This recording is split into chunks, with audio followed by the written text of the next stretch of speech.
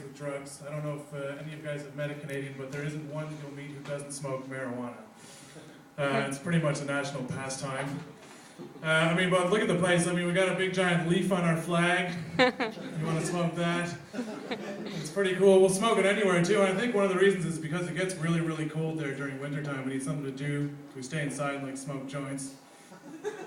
All everywhere. I'm gonna go cook some dinner. I got the weed. Gonna go watch a movie. Smoke a joint. Smoke a joint before going to bed. It's really nice. I think that's kind of one of the convenient things because it gets cold back in Canada. And when it gets cold outside. Canadians, we like to heat our entire house. And in New Zealand, you like to heat your towel racks. It makes smoking a joint a little bit harder. You're all huddled in the bathroom, around the wall and shit. That's so nice in here. But, Canadians, we smoke a lot of weed. We smoke at skis, smoke camping, smoking wherever. It's been a long time since I've smoked. That's why I'm here, as far away as possible. But ultimately, if you think about it, where do you think maple syrup came from? I want to drink that dream. Actually, it's a bit of a lie. Well, it's kind of a lie. It was invented by the natives, the native Canadians, who also invented popcorn, which, if you think about it, also works well with stoners. So the Canadians just carried on the tradition.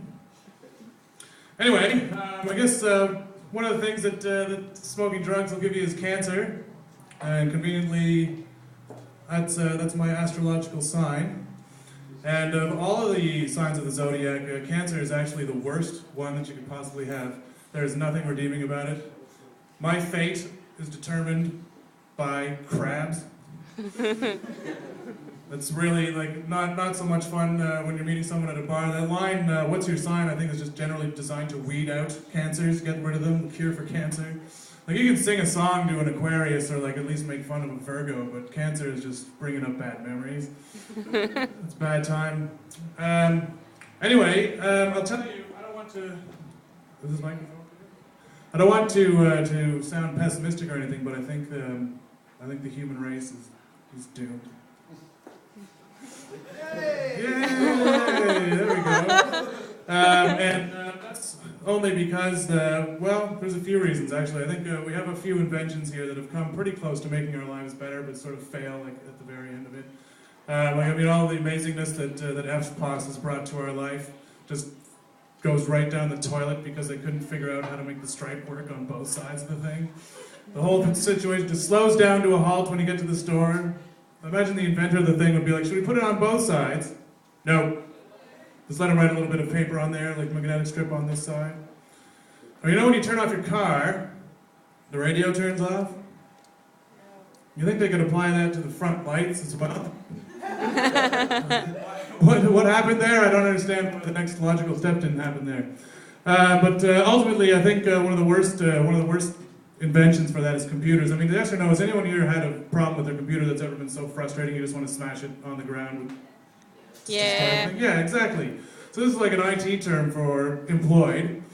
It keeps them in business. They're very, very frustrating. It gets to the point where there's so much stress, it's kind of like having a girlfriend. It just takes forever to turn one on. Your friend gets a new computer, you're going to check it out. I'm not even going to get into viruses. It's all convenient though. Eventually they get pretty frustrating, but ultimately a couple of years down the road, a newer, thinner, better version comes along to replace the model you've already got. I'm just joking. I can't afford a new computer. Anyway, other things, I guess, I was at the museum the other day, and I was standing in line at the Coachette place, and I wanted to check my coat in.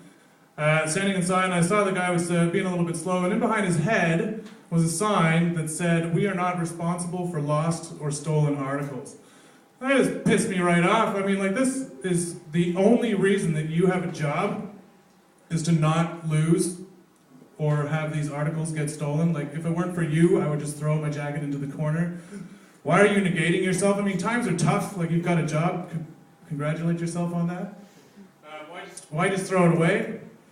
Anyway, I got really, really pissed off. I didn't understand why this person would do that. I mean, you're sitting in a room full of coats. How do you lose a coat in a room full of coats? And it's your job. I give you my coat, you turn around, and you stick it on a rack, and then you give it to me when I hand you the thing. Like, you don't step into, like, the land of Narnia and lose my coat somewhere. How do you do that? It doesn't make any sense to me. Maybe it's just me. Anyway, this drives you someone to smoke, I think, ultimately. It's, cigarettes are a bit of a drug, which is a sort of government-sanctioned drug, and the only reason I say sort of is because of the amazing warnings that you guys put on your cigarette packages. I'm a big fan of them, actually. I've got about 6 packs of cigarettes. I'm trying to quit smoking. My favorite one here is the one with the cancerous mouth on it. You guys have seen this one before? But it's really just a photo. If I want to make it hit home, I want to just stand in front of the mirror and hold it in front of my face, just like this.